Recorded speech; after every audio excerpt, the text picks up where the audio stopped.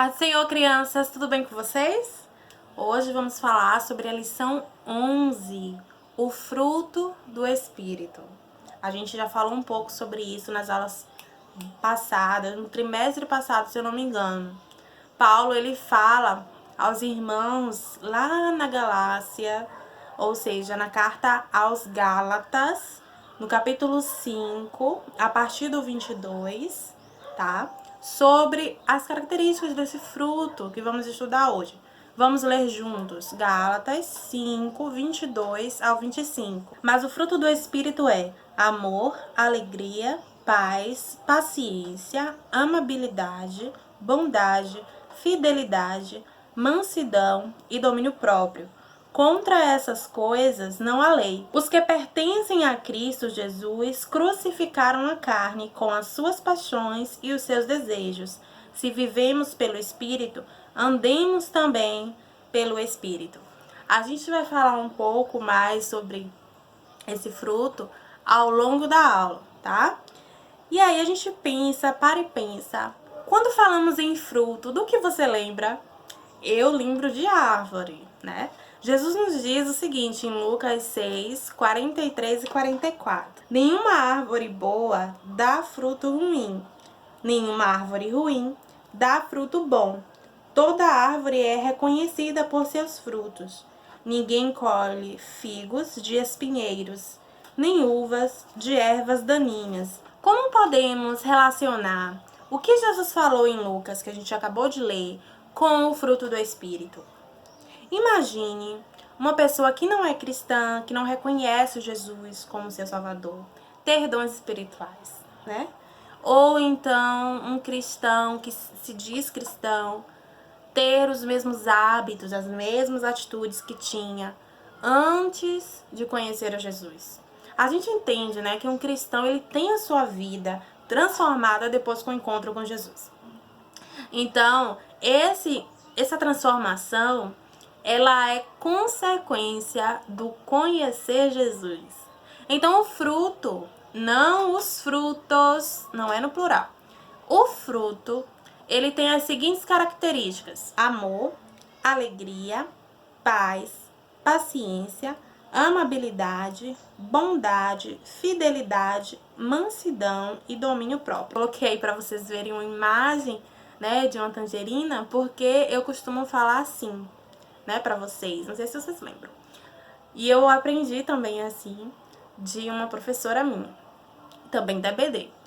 E eu achei muito interessante esse exemplo, né? A gente tem uma tangerina, ela tem vários bagos, né? Pelo menos a gente fala de bagos, a gente chama de bagos. Só que não deixa de ser tangerina. Então, a tangerina tem vários bagos que a gente vai representar como sendo as características amor, paz, do fruto, né? Então, é um fruto só que apresenta essas diversas características. Então, se você tem o fruto, você tem tudo isso, né? Na verdade, a gente vai conversar que é algo processual, algo que vem, né, crescendo em você com o tempo. Em João 15,5, encontramos o seguinte, vamos ler. Eu sou a videira, vocês são os ramos. Se alguém permanecer em mim e eu nele, esse dará muito fruto, pois sem mim vocês não podem fazer coisa alguma. Como lemos, precisamos estar nele, precisamos amá-lo, imitá-lo e conhecê-lo, e assim vamos dar muitos frutos. O Espírito produz em nós traços de caráter que são encontrados na natureza de Cristo. O Espírito Santo, ele nos guia, né, nos orienta na nossa caminhada de santificação. Ele produz em nós fruto, ou melhor, o fruto, né, que chamamos o fruto do Espírito, lá em Gálatas 5. E também ele nos presenteia com diversos dons espirituais, que a gente já falou nas outras aulas, né? O fruto do Espírito precisa de tempo para crescer, como qualquer outro fruto.